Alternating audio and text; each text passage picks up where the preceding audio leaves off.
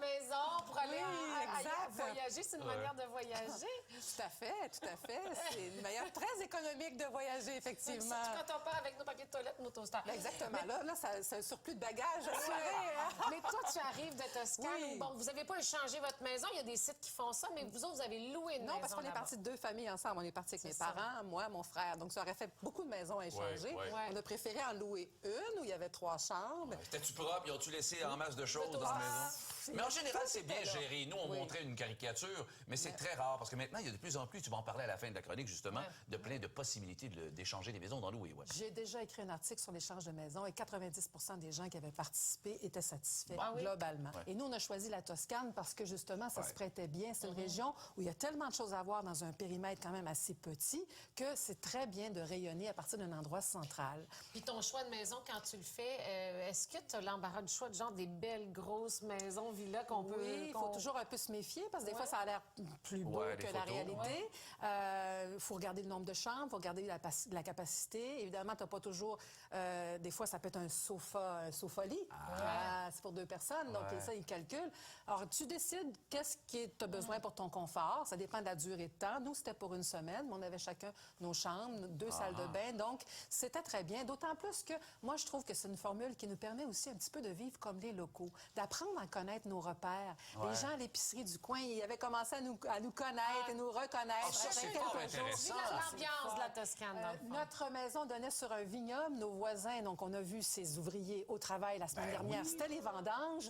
On a été accueillis chez eux un soir aussi pour pouvoir discuter de leur vin. Ça, c'est donc, fun. les propriétaires Mais- nous avaient Tu vis le quotidien des gens là-bas. Exact. Oui, C'est d'autant ça qui est le plus parce fun. que sinon, moi, j'en ai visité des vignobles, mais si tu es à l'hôtel ou quelque part, ben, tu te déplaces, ça devient un déplacement de plus. Exact. Et en plus, il faut savoir que lorsque ce sont des maisons comme ça qui sont habituées de recevoir des gens, ben, le voisinage savent qu'ils vont recevoir de... Absolument.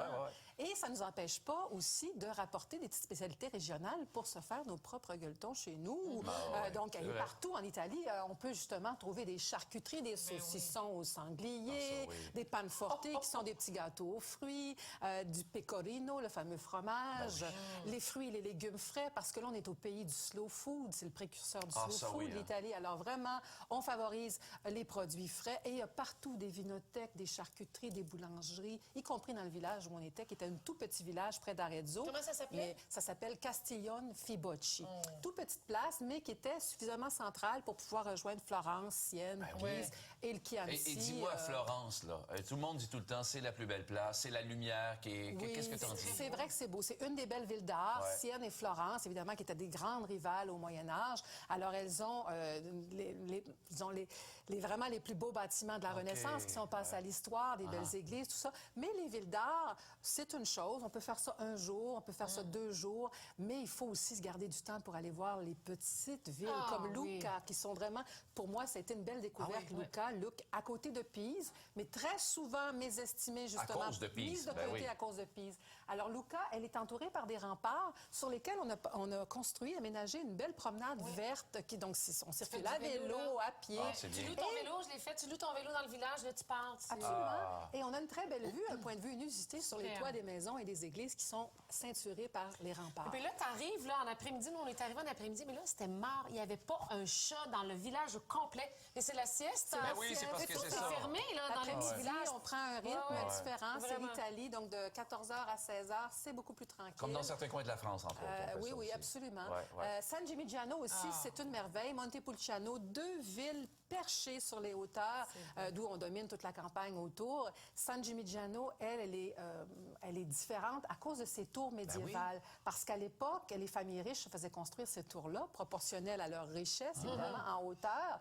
Et on l'avait même surnommée, enfin, aujourd'hui, les spécialistes la surnomment la Manhattan du Moyen Âge, parce qu'il y avait 72 tours dans cette Mon Dieu, ville. on était riches à San Probablement Gimignano. plus que Manhattan aujourd'hui, Ben oui. toute proportion gardée.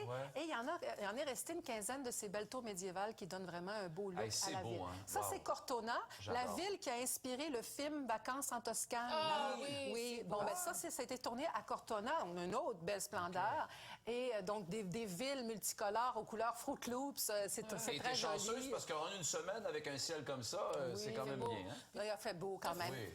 Même si la lumière d'automne est un peu changeante, le matin, c'était brumeux jusqu'à peu près 10 heures, mais c'était bien aussi parce que là, on voyait vraiment les silhouettes de cyprès, les silhouettes d'arbres. Et là, à 10 heures, pouf, percée de soleil qui sortait pour éclairer ces belles Et lumières-là. là, tu t'en allais dans les vignobles, t'as goûté le vin. Entre autres, effectivement, parce que les paysages, on en a vu plusieurs, des photos de paysages, ça a été mon coup de cœur, mais les vignobles, évidemment, font partie du paysage. Il y a à peu près une demi-douzaine d'appellations contrôlées en Toscane seulement. Imaginez. Écoute, Et tout est oui, vas-y, J'allais José. dire, tout est manicuré, c'est tellement propre. Hein? C'est propre. Quadrillé, de haut, on regarde ça, ça a l'air de damier, c'est- c'est tellement bien organisé. Oui.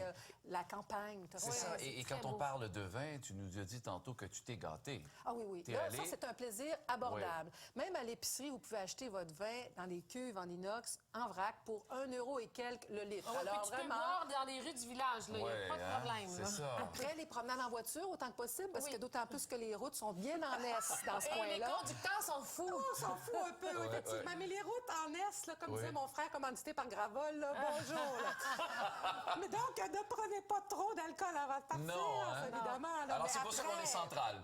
On est faut pas central, trop, ouais. exactement. Et tu es Mais- allé dans un vignoble tenu par une Québécoise. Exactement. Et ça fait plaisir de retrouver un petit coin de nous autres par là. Ouais. En plein milieu du Chianti, à Gaiole in Chianti, il y a la Paula Babini Cook, qui est une jeune méticultrice d'à peine 30 ans, qui est propriétaire maintenant d'un vignoble qui s'appelle le Micine. Alors, elle était en pleine vendange la semaine dernière, c'est 5e vendange. Et là, quel privilège d'avoir pu assister à ça, parce que ses employés étaient au travail. Et c'est extrêmement stressant de faire les vendanges, on le réalise. pas manquer ton Les coup. petits raisins, là, c'est pas mal délicat, pas mal plus C'est qu'on tous des pourrait signes le de penser. pièces. Potentiel, évidemment. Et la récolte se fait sur une période assez courte. Assez courte, ben oui. Alors, elle, évidemment, comme ses voisins, elle produit du Chianti Classico. On est dans le terroir du Chianti Classico. Elle a aussi une réserve spéciale qui est vendue à la SAQ.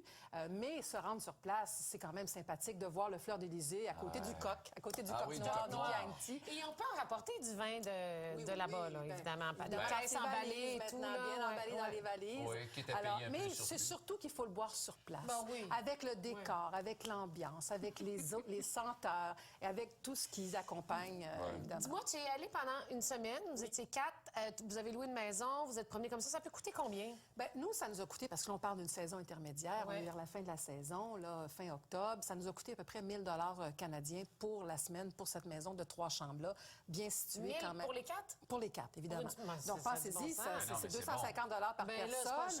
cher. C'est le nuit d'une seule, c'est le prix d'une seule nuit d'hôtel, Ben, presque, tout dans à certains fait. Tu coins. disais également qu'il y avait des possibilités, donc, par le biais d'Internet, évidemment, de voir des possibilités de louer quand on parlait de louer. Oui, là, de c'est- louer, d'échanger. Nous, on a passé par le site Airbnb, mais c'est un site parmi tant d'autres. VRBO. Il y a aussi des... Oui, VRBO. Il y a aussi des agences qui font ça. Il y a des offices de tourisme qui distribuent des listes de locations dans certains pays, dans certains endroits. Je pense à la France, entre autres, l'Italie. N'y allez pas maintenant, parce Non. qu'en novembre, décembre, l'Europe bon. se rafraîchit un Ouais. peu. Attendez le printemps, c'est un projet qui Et se n'y allez planifie. pas en juillet-août, parce Oh, mon qu'évidemment, Dieu, il y a non. trop de monde, c'est Oui, trop il fait chaud. trop chaud. On a plus de conseils, plus de détails pour organiser un tel voyage sur ton site Internet. Absolument, absolument. Tout est là. nathaliedegrammont.com. Merci beaucoup. Merci. Et je dirais même que si vous voulez prévoir aller en Italie, allez-y avant de faire faillite. C'est ce dont on va parler, entre des autres, prudents. non pas de partir avant de faire faillite, mais des faillites personnelles. Ouais, mais des trucs surtout pour pas faire faillite. I wish.